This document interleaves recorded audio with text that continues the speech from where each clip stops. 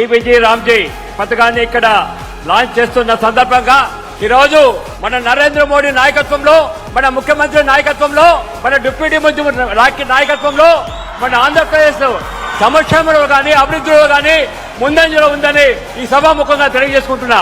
గత కాంగ్రెస్ గవర్నమెంట్ కానీ వైఎస్ఆర్ కాంగ్రెస్ గవర్నమెంట్ కానీ 20 సంవత్సరాలు లేని అభివృద్ధి ఈ 2 సంవత్సరాల్లో చేయడం జరిగిందని ఈ సభాముఖంగా తెలియజేసుకుంటున్నా. మన ప్రియతమ ముఖ్యమంత్రి నారా చంద్రబాబు నాయుడు గారు నాకు రాజకీయ జన్మనిస్తే మన డిప్యూటీ ముఖ్యమంత్రి పవన్ కళ్యాణ్ గారు నాకు పునర్జన్మనిచ్చారని ఈ సందర్భంగా తెలియజేసుకుంటున్నా.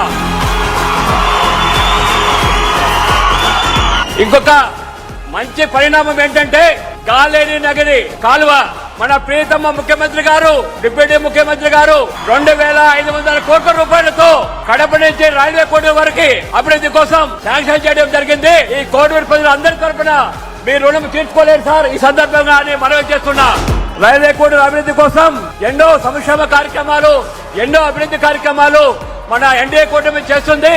ఇంకా ఎన్నో అభివృద్ధి కార్యక్రమాలు చేస్తుందని ఆ నమ్మకం మాకు ముఖ్యమంత్రి మీద, పవన్ కళ్యాణ్ గారి మీద ఉందని సభాముఖంగా తెలియజేసుకుంటూ, ఈ కోడూరు నియోజకవర్గంలో కొన్ని సమస్యలు ఉన్నాయి సార్. ఆ సమస్యలను రిప్రజెంటేషన్ పద్ధతిలో మీకు సమర్పించడం జరుగుతుంది.